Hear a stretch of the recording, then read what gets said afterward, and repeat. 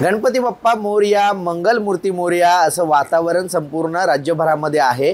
राजकीय नेते असतील, सर्वसामान्य कुटुंबीय असतील, त्याचप्रमाणे कलाकार देखील आपल्या लाडक्या बाप्पाचं दर्शन घेण्यासाठी येत आहेत। आणि मी सध्या काजूवाडीचा राजा या गणेशोत्सव मंडळामध्ये आहे आणि या ठिकाणी सन मराठीचे कलाकार अतुल आगलावे आणि राजसी चिटणीस हे गणपती बाप्पाचं दर्शन घेण्यासाठी आलेले आहेत आणि आपण त्यांच्याशी संवाद साधणार आहोत की काय नेमकं मागणं त्यांचं बाप्पाकडे असणार आहे, या वर्षभरामध्ये कशा प्रकारे ऊर्जा ते बाप्पाकडून घेऊन वर्षभर काम करणार आहेत। अतुल, तुझं खूप खूप स्वागत आहे जय महाराष्ट्रमध्ये।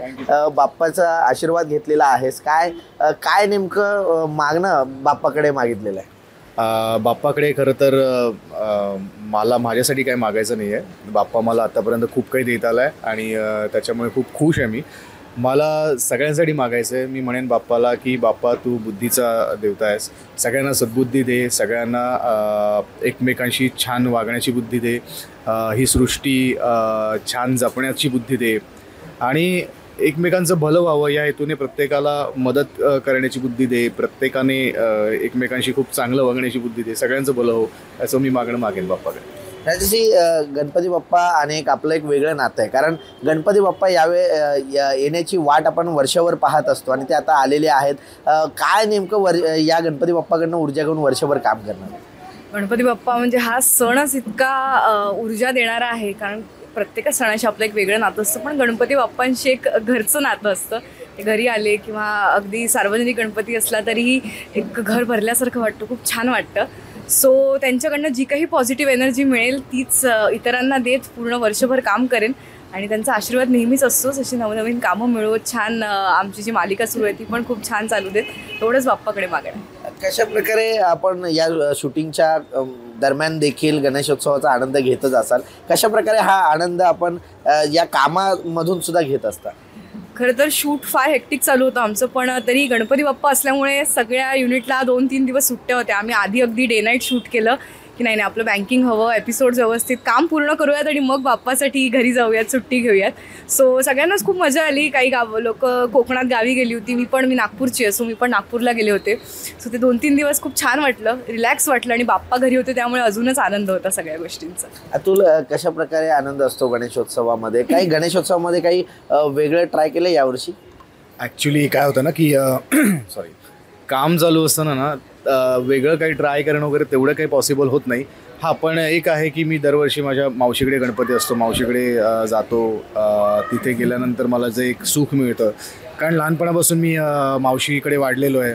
शिवडीला राहायचो मी, आय एम सॉरी, तर शिवडीला राहायचो आणि तिथे लालबाग, परळ वगैरे त्या एरियामध्ये सगळीकडे फिरायचो गणपतीच्या दिवसामध्ये। तर त्या आठवणी सगळ्या जाग्या होतात पुन्हा तिकडे गेल्यानंतर, मावशीकडे गेल्यानंतर।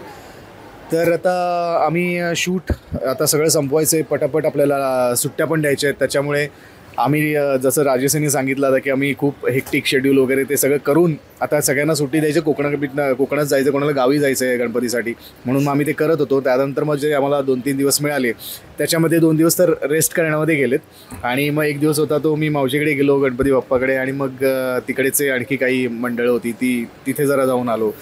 तर ते फार बरं वाटतं, पण तिकडे गेल्यानंतर पुन्हा त्या आठवणी जाग्या होतात। असा कोणता पदार्थ आहे जो गणपतीला आवडतो आणि राजसीला बनवायला सुद्धा खूप आवडतो? मोदक, काय प्रश्न आहे म्हणजे? नाही म्हणजे मोदक तर आवडतोच बाप्पाला, पण लाडू आहेत किंवा इतर बेसनाचे लाडू म्हणजे लाडू म्हणाल तर मला ते बनवायला आवडतात, स्वतःही खायला आवडतात आणि बाप्पाला नैवेद्यालाही दाखवायला आवडतात। तुला फक्त खायला आवडतात की बनवायला? मी मोदकांचा प्रचंड मोठा फॅन आहे आणि मला प्रचंड आवडतात खायला। मी कधी गणेश चतुर्थी येते किंवा आपलं संकष्ट चतुर्थी पण असते ना, माझी आई मोदक बनवते, तर मला प्रचंड आवडतात मोदक खायला। I am so much fan of it. तशी एक वेगळी पद्धत आहे मोदक खायची।